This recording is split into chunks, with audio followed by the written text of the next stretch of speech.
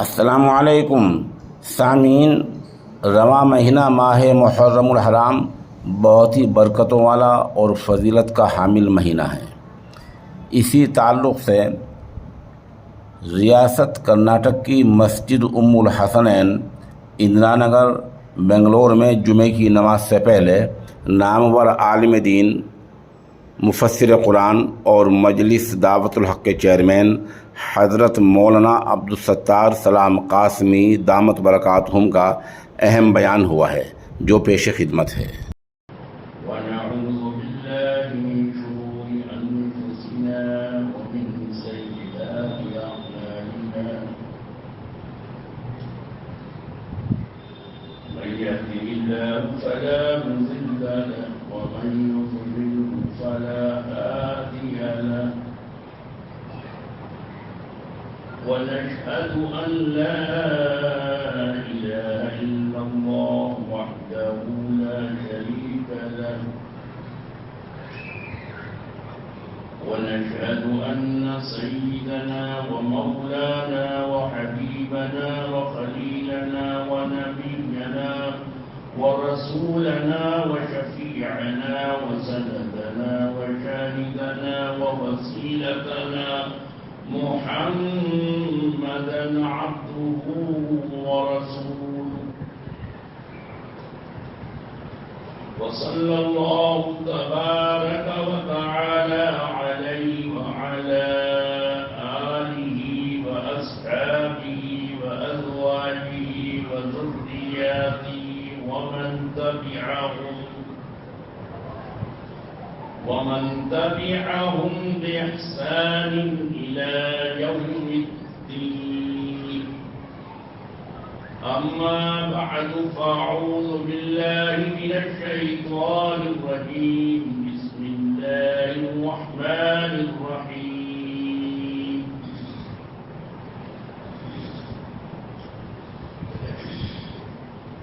وقال الذين كفروا لرسلهم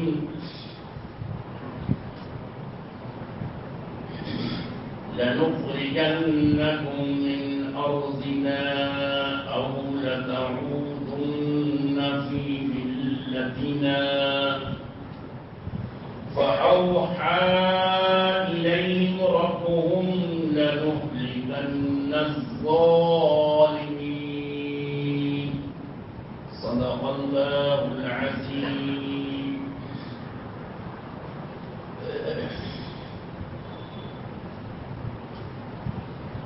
معزز حضرات، بزرگوں اور دوستوں،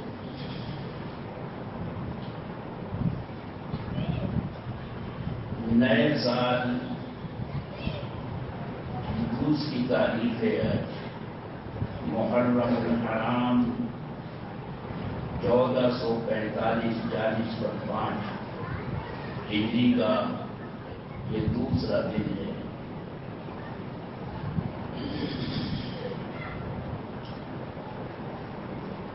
اسلامی کیلنڈر، اسلامی تقویم محرم ہی سے شروع ہوتی ہے۔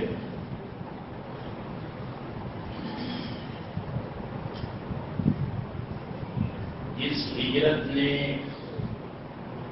تاریخ کا دھارا موڑ دیا۔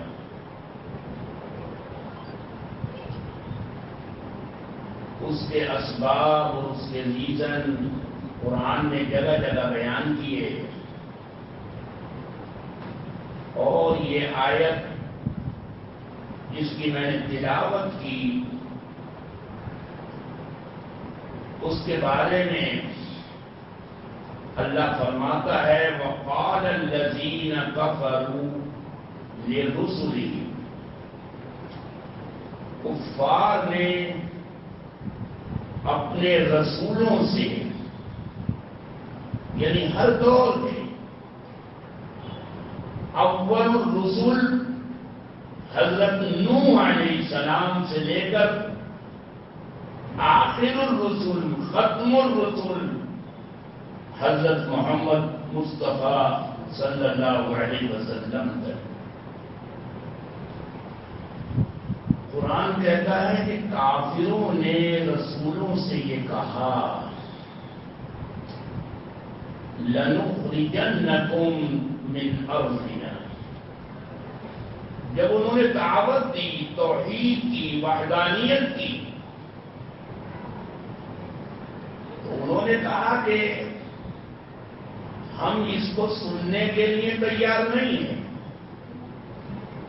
ہم آپ کو دیش سے نکال دیں گے، دیش نکالا دے دیں گے، لَنُخْرِجَنَّكُمْ مِنْ أَرْضِنَا، ہم یقیناً قسم کھا کر کہا کہ ہم قسم کھاتے ہیں کہ ہم آپ کو دیش نکالا دے دیں گے، نکال باہر کریں گے، ملک سے، علاقے سے، او لَتَعُودُنَّ فِي مِلَّتِنَا، یا پھر یہ کہ آپ جو کلچر ہمارا ہے، جو ملت ہماری ہے، جو دین اور دھرم ہمارا ہے، آپ اس کو قبول کریں۔ تو قرآن کہتا ہے کہ شروع سے چلا رہا ہے، انبیاء علیہ السلام اور ان کے ماننے والوں کے ساتھ یہ سلوک شروع سے چلا رہا ہے۔ حضرت شعیب علیہ السلام کا ذکر قرآن کرتا ہے، وہاں پہ الفاظ ہیں لَنُخْرِجَنَّكَ يَا شُعَيْبُ وَالَّذِينَ آمَنُوا مَعَكَ مِنْ قَرْيَتِنَا، شعیب ہم تمہیں اور تمہارے جو فالوور ہیں، جو ایمان لانے والے ہیں، تمہارے ساتھی، ان سب کو دیش نکالا دے دیں گے، یعنی اس دھرتی سے، اس ملک سے نکال باہر کر دیں گے، او لَتَعُودُنَّ فِي مِلَّتِنَا، یہاں رہنے کا ایک ہی اپائے اور ایک ہی طریقہ اور ایک ہی شکل اور صورت ہے کہ جو دھرم، جو کلچر ہمارا ہے، آپ اس کو قبول کریں۔ حضرت لوط علیہ السلام سے کہا کہ ہم آپ کو دیش نکالا دے دیں گے، لوگوں سے کہا، پروپیگنڈا کیا اور لوگوں کو اکسایا، وہ اخرجوا آل لوط من قریتکم، ان کو نکال باہر کرو یہاں سے۔ تو یہ تاریخ کا ایک تسلسل ہے، کوئی آج نئی بات نہیں ہے۔ وقال الذين كفروا لرسلهم لَنُخْرِجَنَّكُمْ مِنْ أَرْضِنَا أَوْ لَتَعُودُنَّ فِي مِلَّتِنَا، آگے ہے فَأَوْحَى إِلَيْهِمْ رَبُّهُمْ، جب بھی ایسا ہوا تو اللہ نے یہ پیغام بھیجا اپنے رسولوں کے پاس، اے میرے رسولوں گھبراؤ نہیں، گھبراؤ نہیں، لَنُهْلِكَنَّ الظَّالِمِينَ، ہم بھی قسم کھا کے کہتے ہیں کہ ان ظالموں کو برباد کر کے رکھ دیں گے۔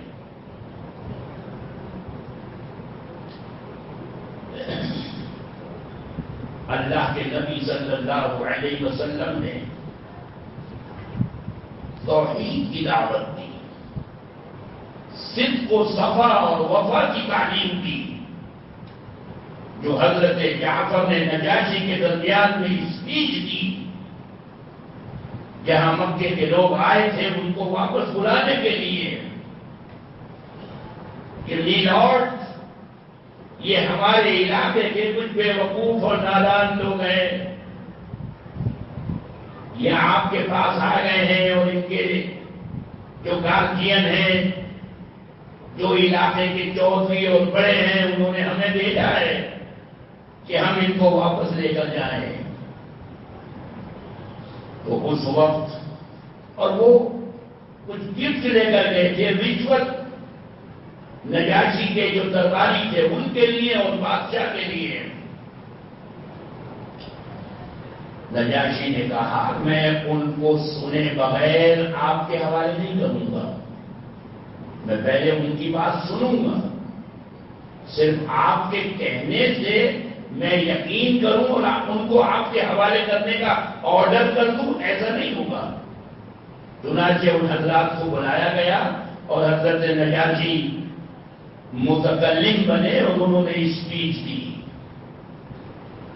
انہوں نے کہا ان لوگوں سے پوچھئے ان میں سے کسی کا قرضہ ہے ہم پر. انہوں نے کہا نہیں. ہم نے کسی کی جان لی ہے جو دیت کے طور پر ہمیں لے کے جانا چاہتے ہیں؟ انہوں نے کہا نہیں. ساری باتیں ان سے کہلوائی اور پھر کہا نجاشی سے حضرت جعفر نے کہ بادشاہ سلامت، ہم ہر برائی کے اندر انوالو تھے. دنیا کی کوئی برائی، کوئی خرابی ایسی نہیں تھی جو ہم میں نہ ہو.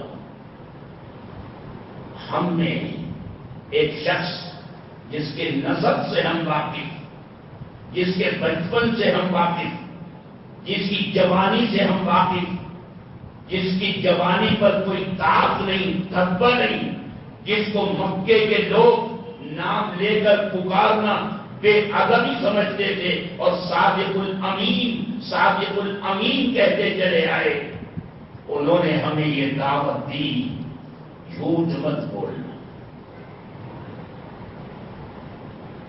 کسی کا خون نہ کرنا، ناحق خون نہ کرنا، دھوکہ نہ دینا، نماز پڑھنا، رب کو یاد کرنا. یہ اچھی تعلیم ہمیں دی جب اس سماج اور اس معاشرے کا حال یہ تھا کہ یأکل القوی من الضعیف، ہر طاقتور کمزور کو کھائے چلا جا رہا تھا، ہر غریب پیسا جا رہا تھا. امیر کے سامنے، طاقتور کے سامنے، وہ طاقت جسمانی ہو، وہ طاقت پیسے کی ہو، وہ طاقت اقتدار کی ہو، وہ طاقت کنبے اور قبیلے کی ہو، یأکل القوی من الضعیف، ہر طاقتور کمزور کو کھائے چلا جا رہا تھا.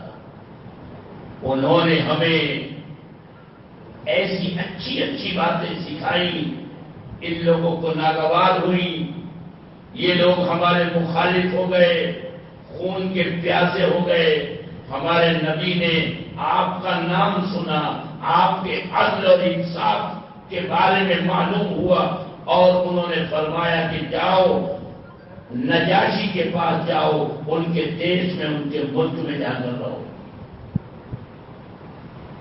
نجاشی جو کرسچن تھا، نجاشی یہ ٹائٹل ہے، ہر بادشاہ کو نجاشی کہا جاتا تھا، جیسے ایران کے ہر بادشاہ کو کسرا کہا جاتا تھا. نام اس کا اصحمہ ہے. اصحمہ نجاشی بہت امپریس ہوا حضرت جعفر کی اسپیچ سے. آنکھوں میں آنسو آ گئے. جو لوگ، جو پادری، جو پوپ بیٹھے تھے اور امرائے سلطنت، سربراہان مملکت وہاں بیٹھے تھے، وہ سب امپریس ہوئے. بادشاہ نے کہا یہ جو تحفے تحائف دے کر آئے ہیں اور جو انہوں نے دیے ہیں وہ سب ان کے منہ پر مار دو، ان کو واپس بھیج دو، اور خبردار یہ جو لوگ ہیں ان کو کوئی ٹچ نہیں کرے گا. اللہ نے ہجرت کامیابی کی ضمانت رکھی ہے. نبی اکرم صلی اللہ علیہ وسلم حج کے دنوں میں قبیلے کو دعوت دیتے تھے. سن 10 نبوی میں، پھر 11 میں، پھر 12 میں قبیلے کو سن 10 میں طائف گئے. وہاں آپ کی بات کو کسی نے نہیں سنا، بلکہ آپ کے ساتھ ظلم و زیادتی ہوئی، جو آپ کے ساتھ موب لنچنگ ہوئی، اس سے آپ اور دنیا واقف ہے. اگلے سال حج کے دنوں میں جو یثرب جس کا نام بعد میں مدینہ رکھا گیا، وہاں کے لوگوں کو دعوت دی اور 6 لوگوں نے آپ کی بات پر لبیک کہا۔ اگلے سال 12 آدمی آئے، جس کو بیعت عقبہ اولا کہا جاتا ہے، پہلی بیعت۔ اس کے بعد 70-72 لوگ آئے اور اللہ کے نبی صلی اللہ علیہ وسلم نے ہجرت کا حکم دے دیا، صحابہ کو ہجرت کی اجازت دے دی۔ ذی الحجہ کے بعد محرم کا مہینہ آتا ہے، صحابہ ایک ایک کر کے 2 کر کے خاموشی کے ساتھ رات کی تاریکیوں میں انہوں نے یثرب، جس کا نام مدینہ رکھا گیا، جانا شروع کر دیا۔ تو ہجرت اگرچہ اللہ کے نبی نے ربیع الاول میں کی ہے، 27 صفر سے شروع ہوا ہے آپ کا سفر، اور 3 دن غار ثور میں رہے، لیکن اس سے پہلے ہی صحابہ کی ہجرت رسول اللہ کے حکم سے محرم سے شروع ہو چکی تھی۔ اس لیے محرم کا مہینہ وہ ہجرت کا پہلا سال طے پایا۔ حضرت عمر فاروق رضی اللہ تعالی عنہ کے دور میں، آپ کی خلافت میں، صحابہ کے مشورے سے کہ ہمارا کیلنڈر، اس لیے کہ اسلام نے ہر چیز میں آپ کو دوسرے دھرم، دوسرے مذہب سے ممتاز رکھا ہے، آپ کی عبادات کو ممتاز رکھا ہے، ان کا نام الگ ہے۔ عبادتوں میں بلانے کا جو طریقہ ہے اذان، وہ تمام مذاہب کے بلانے کے طریقوں سے مختلف ہے، ممتاز ہے۔ کہیں ناقوس بجائی جاتی ہے، کہیں شنکھ بجایا جاتا ہے، کہیں گھنٹے بجائے جاتے ہیں۔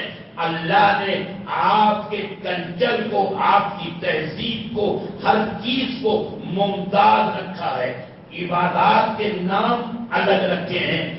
غرض یہ کہ اللہ نے اجازت عطا فرمائی اپنے نبی کو، اور آپ نے اللہ کی اجازت سے صحابہ سے کہا کہ اب تم یثرب جانا شروع کر دو۔ محرم سے یہ سفر شروع ہوا ہے ہجرت کا۔ تو حضرت عمر فاروق کے زمانے میں یہ مسئلہ ڈسکس ہو رہا تھا کہ ہم اپنے کیلنڈر کو کہاں سے شروع کریں۔ نبی اکرم صلی اللہ علیہ وسلم کی پیدائش سے شروع کریں، آپ کی وفات سے شروع کریں، ہجرت سے شروع کریں۔ یہ ڈسکس ہو رہا تھا کہ حضرت علی رضی اللہ تعالی عنہ کے مشورے سے ہجرت سے اسلامک کیلنڈر کا انتخاب ہوا کہ ہمارا کیلنڈر وہ ہجرت سے شروع ہوگا، محرم سے مانا جائے گا۔ محرم جو عربوں میں اسلام سے پہلے سے ہی محترم رہا، محرم جس کے معنی ہی ہے قابل احترام مہینہ، شروع ہی سے، جاہلیت کے دور ہی سے محرم کا مہینہ قابل احترام رہا۔ اللہ کے نبی صلی اللہ علیہ وسلم جب مدینہ تشریف لائے تو آپ کو یہ بتایا گیا کہ آج یہودیوں نے روزہ رکھا ہے۔ یہ روزہ کیسا ہے، کس لیے رکھا ہے؟ تو انہوں نے کہا کہ آج کے دن حضرت موسیٰ علیہ السلام کو اللہ نے فرعون پر نجات دی تھی۔ فرعون جس کے پاس دنیا کی ہر طاقت تھی، جس نے بنی اسرائیل کو ہر طرح سے ستایا، ہر طرح سے کچل کر رکھا، ان کے بیٹوں کو قتل کیا، ان کی لڑکیوں کو باندھی بنایا۔ کون سا ظلم تھا جو فرعون نے روا نہ رکھا ہو بنی اسرائیل کے اوپر، لیکن اللہ نے دکھایا کہ فرعون اور ہر دنیا کا ظالم وہ کتنی ہی طاقت رکھتا ہو، آخر کار اس کا انجام بھیانک ہے، ظالم کا انجام خراب ہے، یہ دنیا کی تاریخ بتاتی ہے۔ ہر مذہب، ہر دھرم میں ایسے ظالموں کی مثالیں موجود ہیں جنہوں نے بڑے بڑے ظلم اٹھائے، لیکن آخر ان کا اور انجام وہ انتہائی عبرتناک ہوا ہے۔ کسی بھی دھرم، کسی بھی آپ مذہب کے جو ظالم دنیا میں آئے اور انہوں نے ظلم اٹھائے،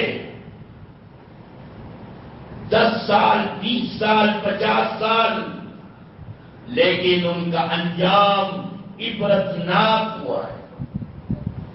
فرعون کا بھی حال وہی ہوا، عبرتناک۔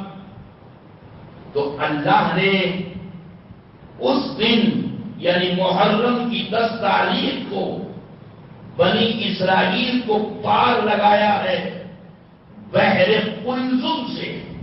یہ جو مشہور ہے کہ دریائے نیل پار کیا، تو حضرت موسیٰ کے اس سفر میں دریائے نیل نہیں آتا، بحر قلزم آتا ہے، ریڈ سی، لال ساگر، بحر قلزم۔ اللہ نے بنی اسرائیل کو پار لگایا اور فرعون اور اس کا تمام لاؤ لشکر غرق ہو گیا۔ حضرت موسیٰ کب سے دعا مانگ رہے تھے، 40 سال ہو گئے تھے۔ الہی، یہ فرعون کیسا ظلم ڈھا رہا ہے، 40 سال ہو گئے۔ اللہ نے کہا یہ جس محل میں رہتا ہے اس پر بسم اللہ الرحمن الرحیم لکھا ہوا ہے، ہمیں رحمان الرحیم کہتا ہے، رحمان الرحیم لکھا ہے۔ ہمیں شرم آتی ہے کہ جس محل میں ہمیں رحمان اور رحیم کہا جا رہا ہو، ہم اس کو غرق کریں، برباد کریں، ہم اس کو عذاب دیں۔ اللہ کے ہر کام میں حکمت ہے، آزمائشیں آتی ہیں، تکلیفیں آتی ہیں، اذیتیں قوم کو، ماننے والوں کو دی جاتی ہیں، یہ بھی ایک امتحان اور آزمائش ہوتی ہے۔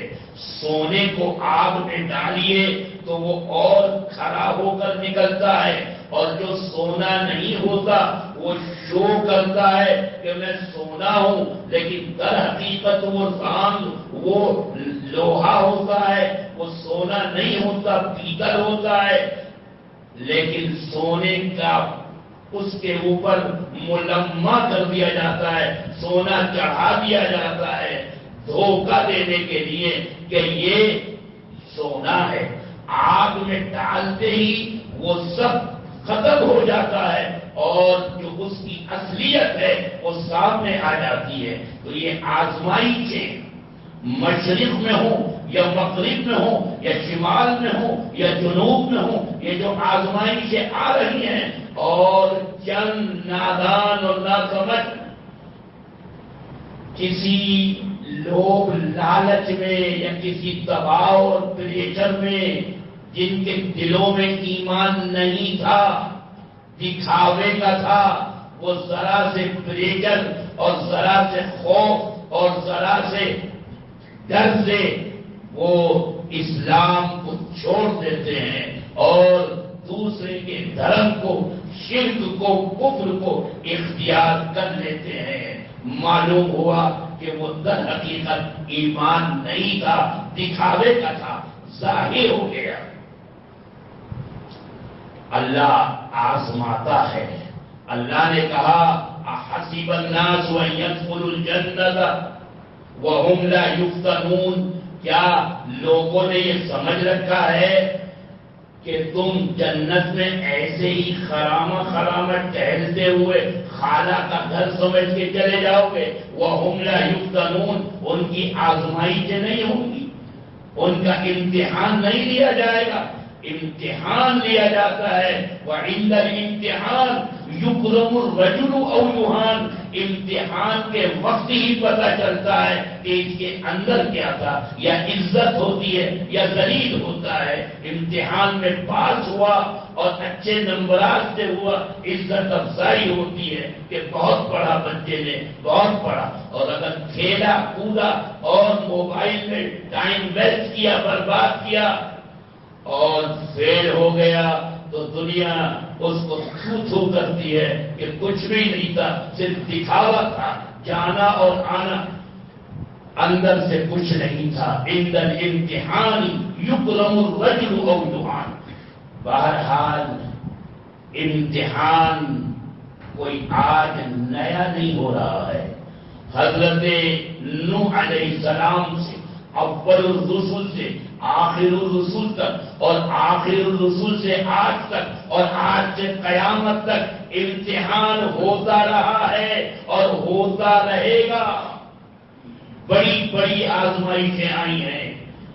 مولانا ابو الحسن علی ندوی رحمت اللہ علیہ نے تاریخ دعوت و عزیمت میں لکھا ہے کہ 1500 سالہ تاریخ میں صرف 4 یا 5 موقع ایسے آئے جس میں لوگوں نے یہ سمجھا کہ اسلام مٹ جائے گا، اب دنیا سے اسلام کا خاتمہ ہو جائے گا۔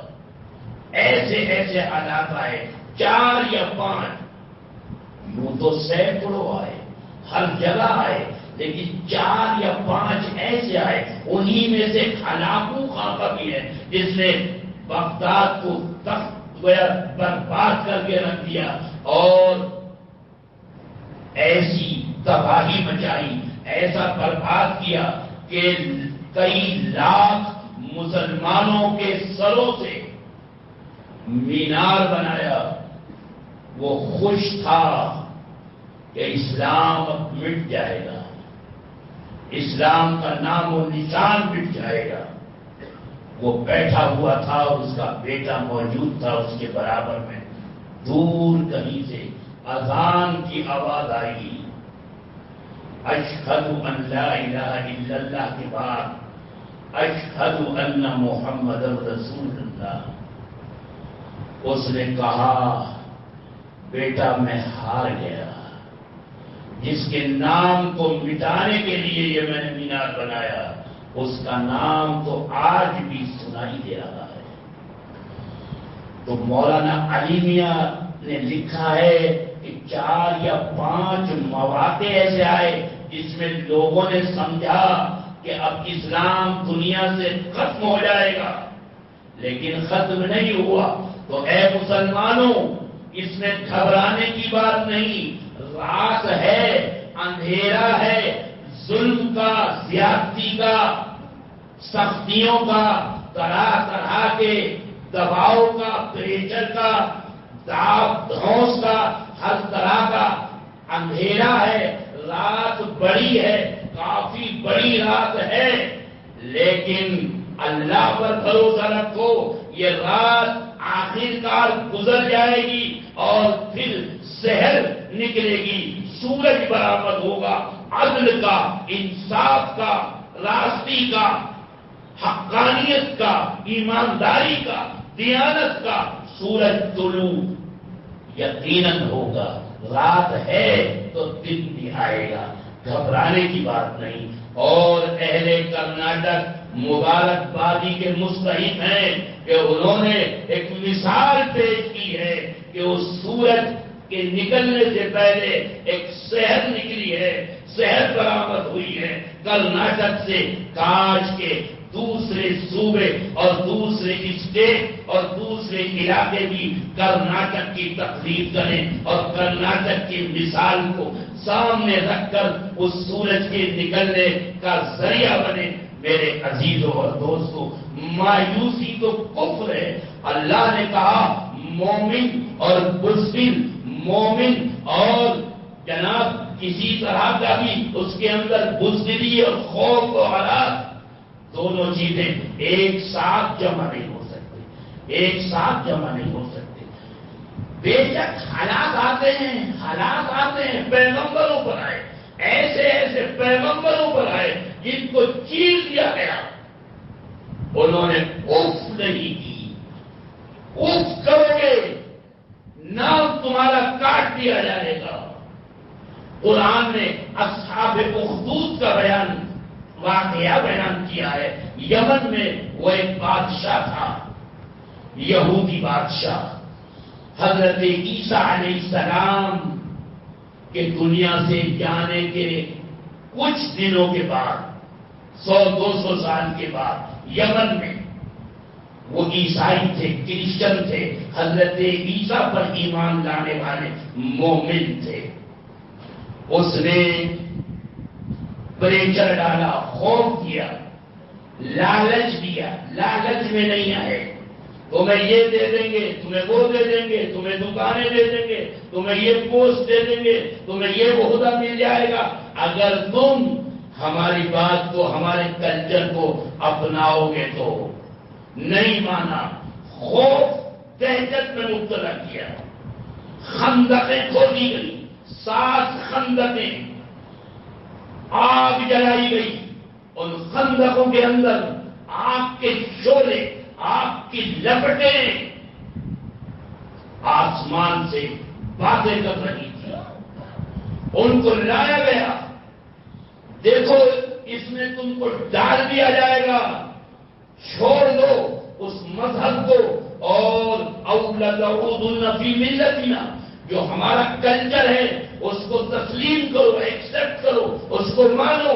انہوں نے کہا نہیں، جو زندگی ہے وہ تو در حقیقت آخرت کی زندگی ہے، مرنا تو اول ہے، مرنا آخر ہے، اگر ایمان کے ساتھ دنیا سے گئے تو کامیابی ہے۔ ایک ایک کر کے ان کو اس جلتے الاؤ کے اندر پھینک دیا گیا، لیکن کوئی ایک شخص بھی ایمان سے نہیں تھا۔ یہ واقعات قرآن میں کیوں ہیں؟ یہ اس لیے ہے کہ آنے والے لوگ، قرآن کو پڑھنے والے، ان واقعات سے سبق حاصل کریں۔ حضرت عمار کو آگ میں ڈالا گیا، حضرت عمار، ان کے باپ یاسر، ان کی ماں سمیہ، آپ گزر رہے ہیں، آگ میں زندہ جلانے کی کوشش ہو رہی ہے حضرت عمار کو، آپ گزر رہے ہیں، دیکھا آپ نے، صبرن یا آل یاسر، صبرن یا آل یاسر، صبر کرو، برداشت کرو، ان موعدکم الجنہ۔ حضرت خبیب کے ساتھ آپ کے انگاروں پر لوہار سے وہ آپ کے انگاروں پر لٹایا جاتا، سگی ماں پیر رکھ کر کھڑی ہو جاتی اور اس خبیب کی کمر سے چربی نکل کر پگھل کر آگ کے ان انگاروں کو بجھاتی۔ حضرت عمار کی کمر کو ایک مرتبہ حضرت عمر نے دیکھا کھلی ہوئی ہے، کہا خبیب یہ کمر، ایسی کمر تو دیکھی نہیں۔ انہوں نے بتایا کہ میرے ساتھ ایسا ایسا ہوتا تھا۔ حضرت بلال مکے کے لفنگے، شہدے، کرمنل، گھسیٹے پھرتے۔ میرے عزیزوں اور دوستوں، 1500 سال سے تسلسل ہے، ستیزہ کال رہا ہے ازل سے دائم روز، چراغ مصطفی سے شرار پولا بھی۔ یہ واقعات اس لیے ہیں کہ ایمان والے گھبرائے نہیں، خوف زدہ نہ ہو، ہاں تدبیر بھی کریں حکمت کے ساتھ۔ تدبیر کرنے کا تو اللہ نے حکم دیا ہے، اللہ کے نبی نے تدبیر کی ہے، صحابہ نے کی ہے، تابعین نے کی ہے۔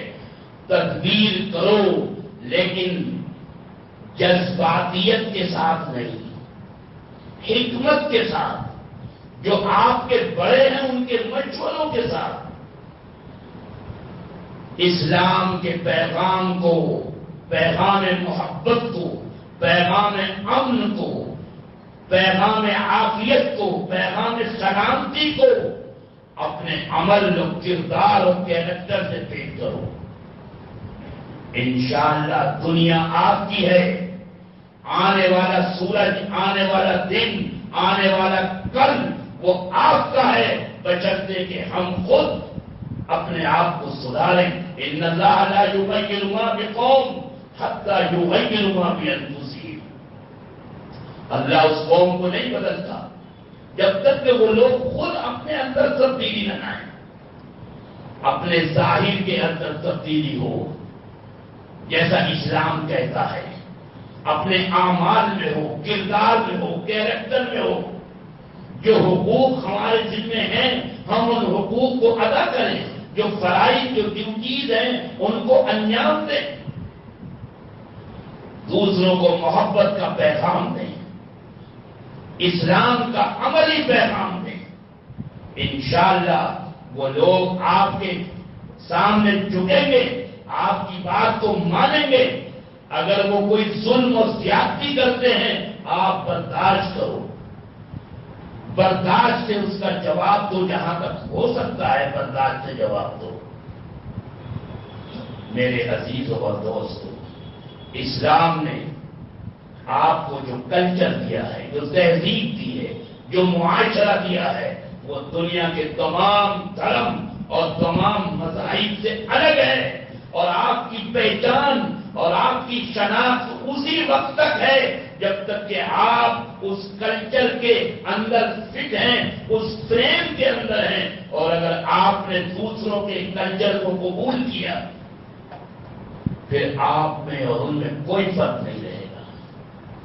کسی ایک چیز کو بھی اگر آپ نے مان لیا تو وہ دوسری کا مطالبہ کریں گے، وہ تیسری کا کریں گے، وہ چوتھی کا کریں گے۔ مولانا علی میاں نے لکھا ہے کہ پاجامہ ٹخنے سے اوپر رہے یہ حکم ہے، لوگوں کا نیچے ہو جاتا ہے۔ لیکن اگر گورنمنٹ، حکومت ہم سے یہ کہے کہ آپ کو اس شریعت کے حکم کو تبدیل کرنا ہوگا، مولانا علی میاں نے لکھا ایک چھوٹی سی بات ہے لیکن ہم اس کو بھی تسلیم نہیں کریں گے۔ نماز اشراق فرض نہیں ہے پڑھنا، نفل ہے۔ حکومت نے اگر یہ مطالبہ کیا کہ اشراق کو چھوڑ دو، فرض صرف فرض ادا کرو، تو انہوں نے کہا کہ ہم اس کے لیے بھی تیار نہیں ہوں گے۔